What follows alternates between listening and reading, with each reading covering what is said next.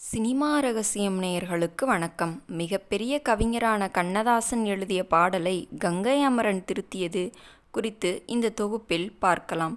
அபூர்வ ராகங்கள் திரைப்படத்தின் மூலம் தமிழ் திரையுலகில் அடியெடுத்து வைத்தவர் ரஜினிகாந்த். இவர் தற்போது வரை 160 படங்களுக்கு மேல் நடித்துள்ளார்.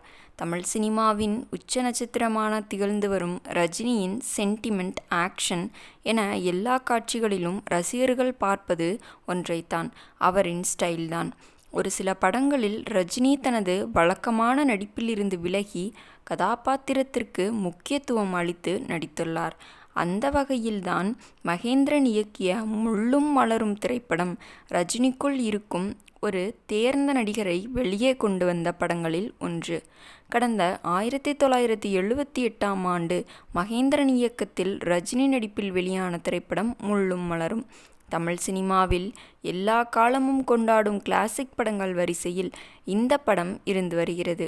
இந்த படத்தில் ஜெயலக்ஷ்மி, ஷோபா, சரத்பாபு உட்பட பலர் முக்கிய கதாபாத்திரங்களில் நடித்திருந்தனர். இளையராஜா இசையில் கண்ணதாசன் வரிகளில் இப்படத்தில் இடம்பெற்றிருந்த பாடல்கள் அனைத்தும் சூப்பர் ஹிட் அடித்தது. அதிலும் செந்தாழம்பூவில் வந்தாடும் தென்றல் என் மீது மோதுதமா பாடல் இன்றும் பட்டி தொட்டி எங்கும் ஒலித்து வருகிறது. அப்படி புகழ்பெற்ற பாடலில் இசையமைப்பாளர் கங்கை அமரன் சிறிய திருத்தம் செய்துள்ளார். இது குறித்து நேர்காணல் ஒன்றில் கங்கை அமரன் பேசியதாவது: முள்ளும் மலரும் படத்தில் செந்தாழம்பூவில் உட்காரும் தென்றல் என் மீது மோதுதமா என்றுதான் கண்ணதாசன் எழுதியிருந்தார். அப்போதுதான் நான் செந்தாழம்பூவில் உட்காரும் தென்றலுக்கு பதிலா வந்தாடும் தென்றல் போட்டால் சாஃப்டாக இருக்குமே என்று சொன்னேன். அதற்கு கண்ணதாசன் கரெக்டு தான், அதையே போடுங்கள் என்றார். எழுத்தின் மேல் இருக்கும் ஆர்வத்தால் நாம் சொல்வது எல்லாம் கரெக்டாக இருக்கிறது.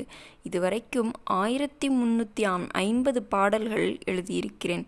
இன்னும் பாடல்கள் எழுதி கொண்டிருக்கிறேன் என்று கூறினாராம். இதை பற்றி நீங்கள் என்ன நினைக்கிறீர்கள் என்பதை மறக்காமல் கமெண்டில் கமெண்ட் செய்யுங்கள்.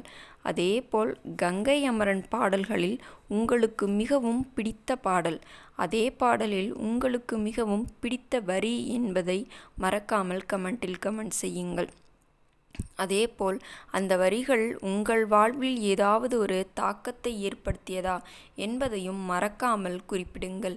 இந்த வீடியோ உங்களுக்கு பிடித்திருந்தால் மறக்காமல் வீடியோவிற்கு ஒரு லைக் கொடுத்துவிட்டு நமது சினிமா ரகசியம் சேனலையும் சப்ஸ்கிரைப் செய்து கொள்ளுங்கள். உங்கள் ஆதரவுதான் எங்களின் பெரிய பலம்.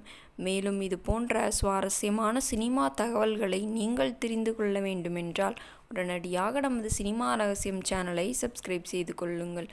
மீண்டும் நாளை சந்திக்கிறேன். நன்றி, வணக்கம்.